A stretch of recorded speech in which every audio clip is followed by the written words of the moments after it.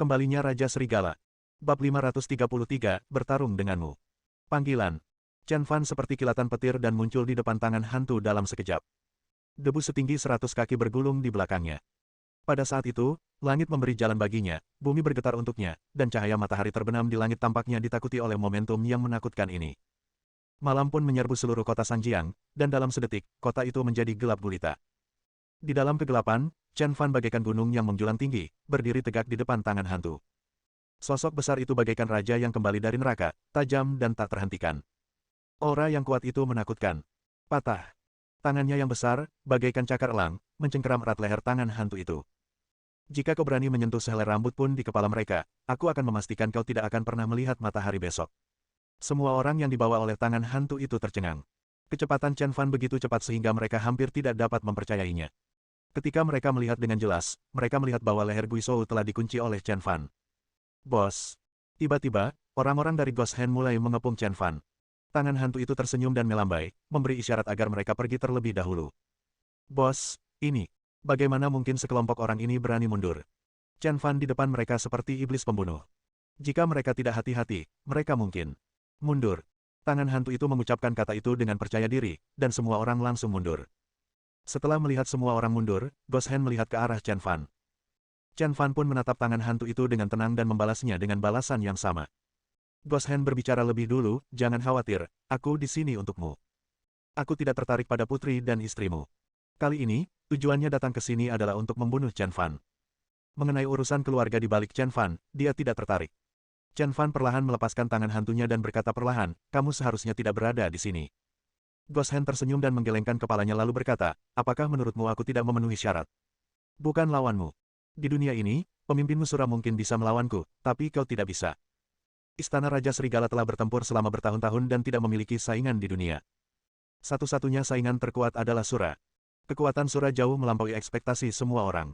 Chen Fan tidak berani meremehkannya, lagi pula, dia terlalu kuat. Adapun Ghost Hand, pemimpin organisasi Pedang Putih, salah satu dari 5 organisasi besar di bawah Sura, dia jelas tidak cukup baik. Benarkah? Ghost Hand tertawa, semakin sering kamu mengatakannya, semakin terlihat bahwa kamu takut. Selama periode ini, di bawah kepemimpinanku, kekuatan kita telah tumbuh dari hari ke hari, tetapi kamu telah bersembunyi di sini, menjadi menantu yang tidak berguna bagi keluarga orang lain. Lihatlah musuh-musuh di sekitarmu, mereka adalah semut atau penjahat. Apakah kamu pikir keilahianmu masih ada sekarang? Dan apa yang telah kulakukan? Kami menyelamatkan 4 iblis dari 4 penjara terbesar di dunia. Kekuatan tempur kami meningkat setiap hari. Kalian tidak bisa lagi dibandingkan dengan kami. Tidaklah berlebihan jika dikatakan bahwa Anda bukan lagi dewa yang pernah membuat semua orang takut. Keilahian Anda telah lama terkubur dalam lumpur ini. Anda tidak layak disebut sejajar dengan Panglima. Panglima akan menjadi orang nomor 1 di dunia. Kebencian terhadap Pulau Tianming harus diimbangi dengan nyawa triliunan orang Tiongkok dalam waktu dekat. Ketuhanan. Chen Fan juga tertawa terbahak-bahak. Sekalipun seekor naga jatuh ke dunia fana, ia tidak akan pernah bisa menjadi ular. Ia tetap seekor naga, hanya tidur. Kalau Anda salah mengira tidur naga sebagai transformasinya menjadi ular, Anda salah besar. Sekalipun dunia sedang kacau, begitu naga itu bangun, ia pasti akan muncul kembali sebagai dewa, membunuh semua orang yang terlihat, dan membuat semua orang ketakutan serta bertekuk lutut. Chen Fan mengangkat kepalanya, tatapan tajamnya jatuh pada tangan hantu itu. Dia seperti dewa es, dengan hawa dingin yang mengerikan bertiup di wajahnya. Dia berkata-kata demi kata, aku akan memberimu kesempatan untuk bertahan hidup. Kembalilah dan beritahu Sura. Selama aku, Chen Fan, masih hidup, dia hanyalah seekor ular di tanah. Jika dia berperilaku baik, dia bisa hidup 2 hari lagi. Jika dia keras kepala dan melakukan kejahatan, aku akan membunuhnya. Ledakan. Setiap kata yang diucapkan Chen Fan bagaikan guntur, dengan momentum besar dan aura agung. Guizhou dan yang lainnya kewalahan oleh aura Chen Fan, wajah mereka memerah, dan darah mereka mengalir mundur. Tangan hantu itu menghancurkan marmer di tanah dengan satu kaki, dengan paksa menerobos momentum yang mengerikan dan memaksa mundur momentum Chen Fan. Saya khawatir Anda tidak membutuhkan kesempatan ini lagi. Saya akan membunuh Anda hari ini dan membawa kepala Anda kembali untuk menemui komandan. Chen Fan menggelengkan kepalanya dan berkata, kamu bukan tandinganku. Chen Fan, jangan terlalu sombong. Niat membunuh yang tajam melintas di sudut mata Ghost Hand. Dia menjilat bibirnya dan berkata, bagaimana kita bisa tahu jika kita tidak mencoba? Hari ini, kamu pasti akan mati. Chen Fan berdiri dengan kedua tangan di belakang punggungnya, sama sekali tidak menganggap serius Ghost Hand. Ia berkata dengan tenang, ini bukan tempat yang baik untuk bertarung. Aku akan pergi ke pinggiran kota Nanshan untuk menemuimu besok siang. Ledakan. Guizhou tercengang. Dia tidak menyangka Chen Fan sudah mengetahui markas mereka. Benar saja, setelah mereka memasuki kota Sanjiang, mereka berhenti di pinggiran Nanshan. Mereka telah melakukan kejahatan di kota akhir-akhir ini, dan para ahli strategi militer telah mengirim sejumlah besar tenaga kerja tetapi gagal menemukan markas mereka. Namun, Chen Fan telah mengetahui markas mereka. Hal ini mengejutkan dan tidak terduga bagi Guizhou. Bab 534 tidak bisa membiarkan dia kalah. Faktanya, Chen Fan sudah mengetahui informasi itu sejak hari pertama Ghost Hand mendarat. Karena terbentuknya jaring laba-laba, Chen Fan sudah diberitahu mengenai informasi tangan hantu dan yang lainnya. Chen Fan bahkan mengetahui informasi orang-orang yang dibawa oleh tangan hantu kali ini. Di antara mereka, ada 10 Master Huang Jing, satu di antaranya dibunuh oleh Jiang Miao Miao dan Shou Si, dan tersisa 9 Master Huang Jing. Adapun para guru di bawah Huang Jing, jumlahnya ada 20 orang. 20 di antaranya dibunuh oleh Jiang Miao Miao dan Shou Si, sehingga tersisa 28 orang. Formasi semacam itu sudah cukup untuk melakukan kejahatan di provinsi-provinsi besar di Tiongkok. Lagi pula, bahkan keluarga-keluarga kuno tidak memiliki 10 Master Alam Kuning atau Master tingkat nasional. Sekarang, mereka secara kolektif telah mendarat di kota Sanjiang, yang dapat dianggap sebagai kemenangan besar bagi kota Sanjiang. Dan ketika berita ini datang, para jenderal Istana Raja Serigala di 4 wilayah perkotaan besar dekat Nanjiang, Beijiang, Xijiang dan Dongjiang telah mengarahkan pandangan mereka ke sini, siap memberikan dukungan kapan saja. Namun, Chen Fan menggelengkan kepalanya. Ini adalah kesempatan langka bagi mereka untuk berlatih, jadi bagaimana dia bisa membiarkan distrik lain memanfaatkannya. Benar saja, dia berencana membawa Singkong dan yang lainnya untuk memakan kelompok orang ini. Di permukaan, Guizhou dan anak buahnya mengepung Chen Fan dan anak buahnya, namun pada kenyataannya tidak bisa dipastikan siapa yang mengepung siapa. Kembalilah dan bersiap, jangan mengecewakan kami, kata Chen Fan, lalu berbalik dan pergi. Dengan cara ini, hanya Guizhou dan kelompoknya yang tersisa berdiri di sana dengan bodoh. Orang sombong macam apa ini? Dia bahkan berinisiatif meminta musuh-musuhnya untuk kembali dan bersiap serta menunggu kedatangannya. Ini adalah provokasi yang terang-terangan. Ini menunjukkan bahwa dia tidak menganggap serius pedangnya sama sekali. Tetua, beri aku waktu sebentar, aku akan membunuhnya. Di samping tangan hantu itu, seorang pria yang memegang pedang berdiri. Pria itu menjilati pedang mengilap di tangannya, lalu niat membunuh yang tajam melintas di sudut matanya. Ghost Hand menggelengkan kepalanya dan berkata, kembalilah dan bersiaplah. Lelaki itu tertegun, Ketua, apakah Anda perlu bersiap untuk membunuhnya? Semua orang mengangguk curiga. Organisasi Pedang Putih mereka bahkan membajak penjara surga, dan sekarang mereka takut pada menantu kecil yang tinggal serumah. Ghost Hand mengangkat bibirnya sedikit dan berkata, biarkan dia melihat kekuatan bila putih kita besok. Setelah Ghost Hand dan gengnya pergi, Huang Shengshui dan Crow sama-sama kebingungan. Dia menelepon Ghost Hand dan bertanya, mengapa kamu tidak membunuh Chen Fan saja? Aku memberimu 1 miliar chip untuk membunuh Chen Fan, tetapi kamu melepaskan kesempatan yang bagus. Apa yang sebenarnya kamu lakukan? Dentang. Tepat saat Huang Shengshui berbicara dengan penuh semangat, sebuah peluru langsung menembak ponselnya. Huang Shengshui sangat ketakutan hingga wajahnya menjadi sepucat kertas. Di luar jendela, 500 meter jauhnya, tangan hantu itu menunjukkan sedikit seringai. Seringai ini sangat aneh dan jahat, membuatnya merasa tidak nyaman. Dia begitu ketakutan sehingga dia tidak berani mengatakan sepatah kata pun. Dia tahu jika dia mengucapkan sepatah kata lagi, peluru itu akan menembus kepalanya. Mereka berdua bergegas pergi. Setelah Huang Shengshui dan yang lainnya pergi, Hua Jianglong dan Hu Men sedang duduk di dalam Rolls-Royce di kejauhan. Hua Jianglong menyipitkan matanya ke arah telepon yang berasap di tanah, lalu melihat ke tempat di mana tangan hantu itu tertinggal dan berpikir keras. Hu Men di sebelahnya bertanya, Bos, apakah Anda tertarik dengan kelompok orang ini?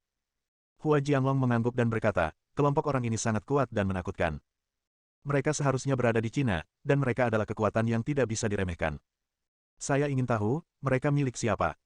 Pada saat ini, seorang wanita menawan turun dari samping dan melaporkan, Bos, tidak ada informasi tentang kelompok orang ini di Tiongkok. Mereka kemungkinan besar bukan ahli di Tiongkok. Hua Jiangxi ragu-ragu selama beberapa detik dan berkata, bukankah dia seorang master dari Tiongkok? Berdasarkan postur mereka, mereka bersiap untuk membunuh Chen Fan. Kapan Chen Fan menyinggung sekelompok orang ini? Bos, tidak peduli siapapun yang disinggung Chen Fan, aku harus memenggal kepalanya dan memberikannya padamu. Teriak Hu Men di sebelahnya. Tidak, Hua Jianglong berkata, kelompok orang ini mampu membuat Qian Dajiang, Jiang Miao Miao dan yang lainnya kehilangan hampir segalanya dalam waktu 3 hari. Itu sudah cukup untuk menunjukkan bahwa mereka sangat kuat. Kita tidak boleh menyinggung mereka. Bos, kita tidak perlu takut pada mereka, kata Hu Men dengan tidak senang. Bosnya meningkatkan moral orang lain dan menghancurkan gengsinya sendiri. Kelompok orang ini bukan orang Tiongkok. Kami memiliki keuntungan sebagai tuan rumah, jadi mengapa kami harus takut pada mereka? Hua Jiangxi memutar matanya ke arah Hu Men dan berkata, dalam jarak 500 meter, tembak jatuh ponsel Huang Shengshui dengan satu tembakan. Apakah menurutmu kamu bisa melakukannya? Aku, Hu Men tertegun. Dia tidak bisa melakukannya. Inilah jurang pemisah antara kita dan mereka. Kata Hua Jianglong. Saya punya perintah. Jangan menyinggung mereka selama periode ini, apalagi menjadi musuh mereka. Saya yakin mereka pasti akan membunuh Chen Fan. Jika saatnya tiba, kita akan mengambil tindakan setelah mereka membunuh Chen Fan. Dengan cara ini, kita bisa mendapatkan hak pengembangan Teluk Dongjiao tanpa usaha apapun. Target utama kami masih Teluk Dongjiao dan Fu Xiao yang bersembunyi di baliknya. Hua Jianglong langsung memutuskan untuk duduk santai dan menyaksikan pertarungan antara kedua harimau itu, dan menikmati hasilnya. Rombongan itu pun pergi. Pada akhirnya, Fu Xiao dan Xiao Hao menyaksikan Hua Jianglong dan yang lainnya pergi. Xiao Hao berkata, Tuan Fu, kedatangan tiba-tiba sekelompok orang ini benar-benar mengacaukan rencana kita. Jika mereka bertarung dengan Chen Fan dan membunuhnya, itu akan menyelesaikan masalah besar bagi mereka. Dengan cara ini, Hua Jianglong dan anak buahnya akan menghancurkan Chen Fan tanpa usaha apapun. Pada saat ini, mereka pasti akan mengarahkan ujung tombak mereka ke arah kita. Dengan cara ini, kota Huajiang mempertahankan kekuatannya, dan kita hanya bisa melawan Hua Jianglong secara langsung. Fu Xiao mengangguk dan berkata, analisismu bagus, tapi bagaimana jika Chen Fan tidak kalah? Atau bagaimana jika kita membantu Chen Fan menang? Xiao Hao. Bab 535 pemenangnya adalah raja, yang kalah adalah musuh. Jam 8 malam. Di luar pinggiran kota Nanshan, di daerah liar yang terpisah, Guizhou dan yang lainnya ada di sana. Pada saat ini, seorang pria berjas masuk. Namanya Li Bing, dan dia dekat dengan Fu Xiao. Dia datang menemui Guizhou atas perintah Fu Xiao. Guizhou dan yang lainnya menatap Li Bing. Apakah kamu Li Bing? Seorang lelaki kekar berdiri di samping tangan hantu itu, sudut mulutnya sedikit terangkat dan ekspresi di wajahnya tampak remeh dan jenaka. Li Bing mengangguk berulang kali, menundukkan kepalanya dan tidak berani menatap orang-orang ini. Lagi pula, orang-orang ini adalah orang jahat yang telah membunuh orang lain dan menjilati pisau mereka. Aura haus darah di tubuh mereka sangat ganas, yang membuatnya sangat tidak nyaman. Aku, kata Li Bing hati-hati. Mencicit. Pria kekar itu menempelkan ujung pisaunya ke dagu pria itu. Menabrak. Genangan air berbau busuk langsung terbentuk di kaki Li Bing, dia pun begitu ketakutan hingga mengompol. Sesaat seluruh hadirin tertawa terbahak-bahak. Pria kekar itu mengangkat pisaunya sedikit dengan ekspresi main-main di wajahnya, dan mengangkat kepala Li Bing, angkat kepalamu dan bicaralah. Siapa yang mengirimmu ke sini? Li Bing berkata dengan gemetar, itu adalah Pangeran Sanjiang, Fu Xiao. Tuan Fu memintaku untuk datang. Apa maksudmu? Pria kekar itu bertanya. Li Bing mengangguk dan membungkuk. Tuan Fu. Tanya lelaki kekar itu lagi.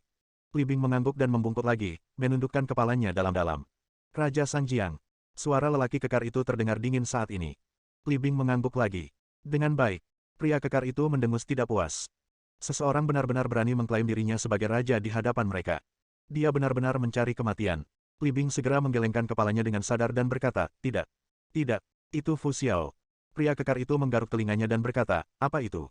Babi atau anjing? Aku belum pernah mendengarnya. Hahaha. Seketika, terdengar tawa lagi. Li Bing berkata dengan hati-hati, itu manusia. Oh. Pria kekar itu berkata, meninggalkan Li Bing bingung sejenak. Dia buru-buru berkata, Tuanku, Tuan Fu bersedia membayar 200 juta, saya harap Anda tidak akan membunuh Chen Fan. Benar saja, Fu Xiao meminta Li Bing untuk mencari Guizhou dan yang lainnya dengan harapan bisa membeli mereka dengan uang agar mereka tidak berurusan dengan Chen Fan. Begitu Chen Fan dibunuh oleh mereka, Hua Jianglong akan mengalihkan perhatiannya ke mereka, dan dia harus menghadapinya dengan seluruh kekuatannya. Jika Chen Fan masih hidup, mereka dapat duduk di gunung dan menyaksikan kedua harimau itu bertarung, serta menikmati hasilnya. Jadi mereka membiarkan mereka berdua bertarung terlebih dahulu. 200 juta, agar kita tidak membunuh Chen Fan. Pria kekar itu tampak meremehkan. Li Bing mengangguk dan berkata, kamu hanya perlu tidak membunuh Chen Fan dan kamu bisa mendapatkan 200 juta. Mengapa tidak melakukannya? Pria kekar itu memegang pisau secara horizontal di tangannya dan berkata dengan serius, seseorang membayar kita 1 miliar untuk membunuh Chen Fan, dan dia membayar 200 juta untuk meminta kita tidak membunuh Chen Fan. Kenapa? Fu Xiao akan masuk surga, apakah uang sedikit ini bisa digunakan untuk mengusir seorang pengemis? Celepuk. Li Bing begitu ketakutan hingga dia berlutut di tanah. Tuan Fu berkata bahwa uang masih bisa dinegosiasikan. Membahas. Kata pria kekar itu dengan bangga. Ya, kita masih bisa membicarakannya. Saya akan menelepon Tuan Fu sekarang. Katakan berapa harga yang Anda inginkan dan saya bisa bernegosiasi dengannya. Li Bing sudah ketakutan setengah mati. Kelompok orang ini terlalu brutal, terutama pisau besar yang tertancap di tanah diarahkan padanya. Dia hendak menelepon ketika lelaki kekar itu mengangkat pisaunya, mengambil teleponnya dan berkata, tidak perlu, pergilah. Li Bing tertegun dan menatap pria kekar itu dengan tidak percaya. Bisakah saya benar-benar pergi sekarang? Pria kekar itu mengangguk ramah dan berkata, ya, silakan. Li Bing tidak berani menolak, dia segera bangkit dan lari. Tetapi, fiu, pedang lebar yang tajam menusuk dadanya dari belakang. Pembohong, kata Li Bing, lalu terjatuh ke tanah dengan suara keras.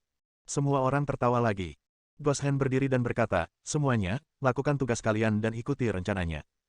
Mari kita pastikan Chen Fan tidak akan kembali besok. Ya, semua orang menjawab serempak.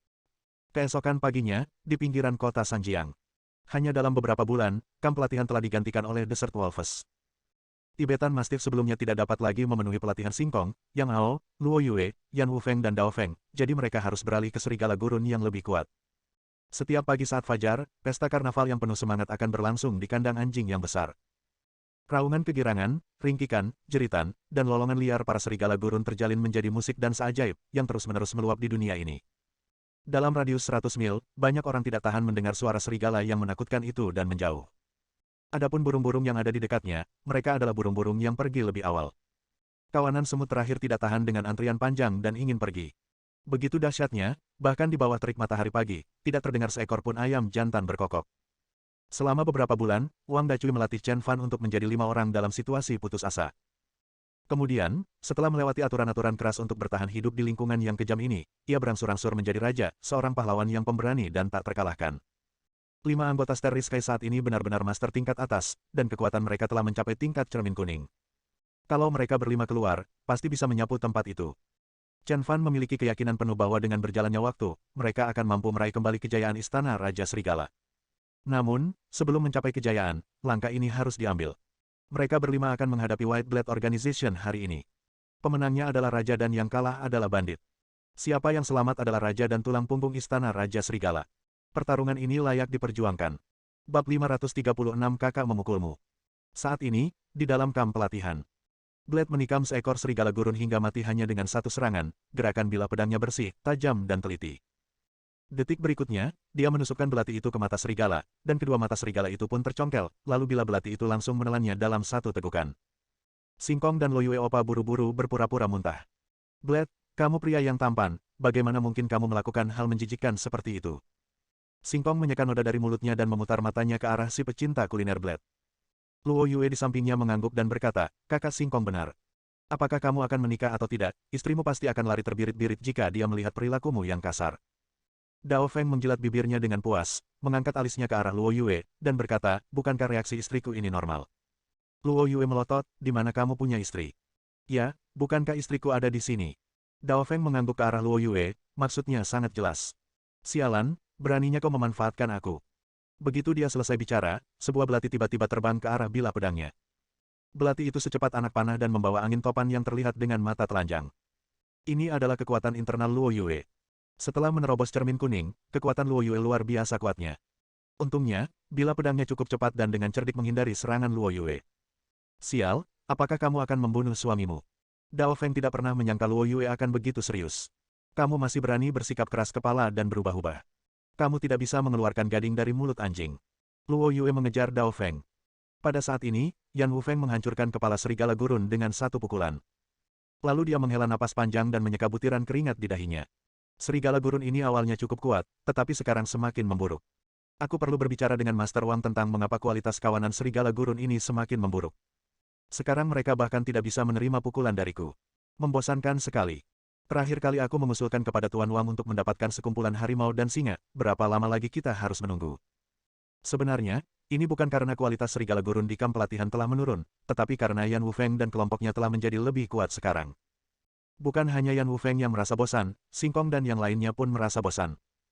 Sekarang serigala gurun tersebut tidak lagi menjadi ancaman bagi mereka, jadi mereka ingin Wang Dacui segera membawa harimau dan singa ke sana sesegera mungkin.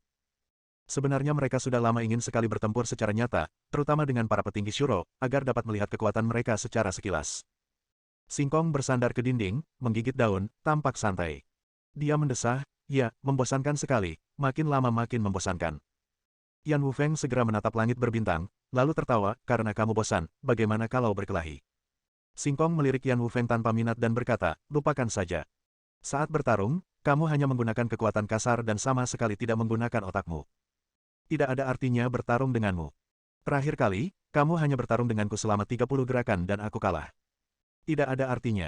Yan Wufeng menatap tajam ke langit berbintang dan berkata dengan marah, kamu adalah yang terkuat di seluruh kamp pelatihan.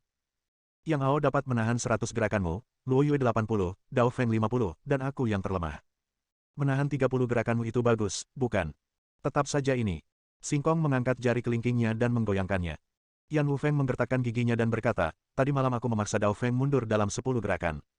Sekarang Dao Feng dan aku sama-sama kuat. Apakah kau tertarik untuk mengalahkanku? Yan Wufeng tanpa malu-malu menunggu jawaban Singkong.